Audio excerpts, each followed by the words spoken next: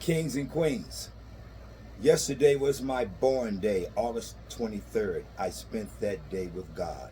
Today is August 24th.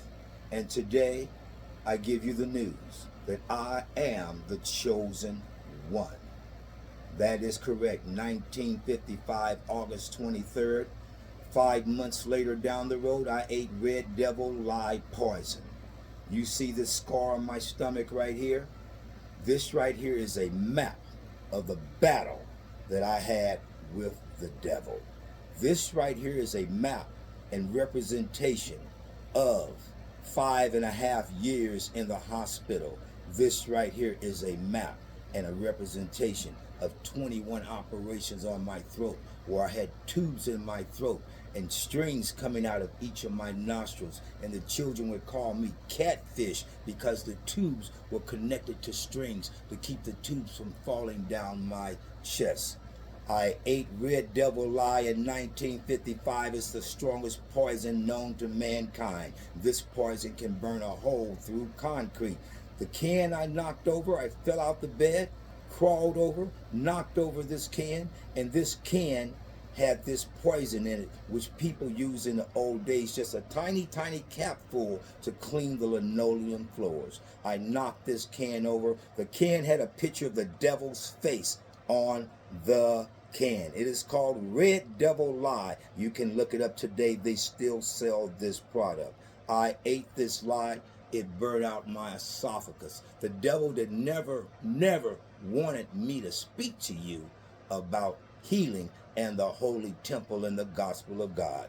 This map right here is a representation of 5.5 years living in the hospital. This scar right here on my stomach, this map is a representation of a young boy who lived in a glass room, that was inside a glass room, inside another glass room. I could not come out because my stomach was open. They put the food directly inside. It had a little patch that went over here. Inside this glass room was a sterile room. I could not, be involved with any natural air from outside because it would kill me. So I lived in a sterile room. My mother came and saw me every day at the hospital. She put her hand on the glass just like this. I put my hand on the other side of the glass. People know when you lose your senses. You lose your senses of hearing, your sense of sight, your sense of smell, your sense of touch. But I lost my sense of taste. When you lose your senses, one of your senses,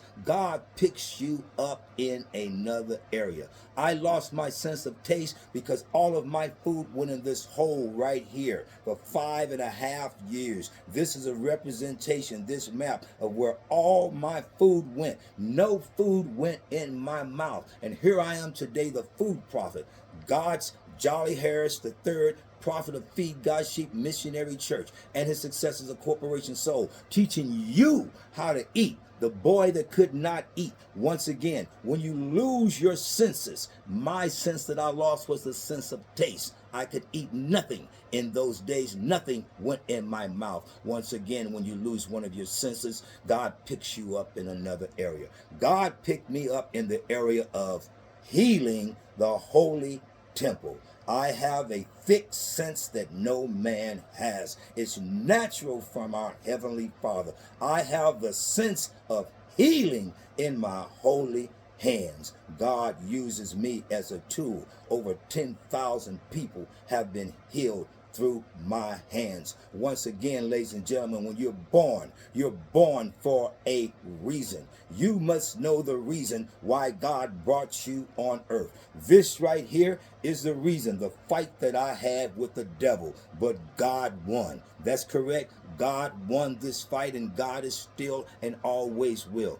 Ladies and gentlemen, kings and queens, I am 69 years of age. Not many people 69 years of age look like this. I will go to my high school reunion very soon. So I thank God. I thank God. I thank God. I thank Yahweh, Yeshua, Elohim. I thank Jah. I thank God. I thank God. I thank Allah. I thank the Prophet Muhammad. I thank everybody. I thank you for being, how do you say, sensitive enough to see what I do and understand that people think that some guys out there say, hey, this man is following other herbal doctors. He's trying to do this and wants to do that and whatever. But the public doesn't know. I've been doing this since 6 years old. I was called the miracle boy.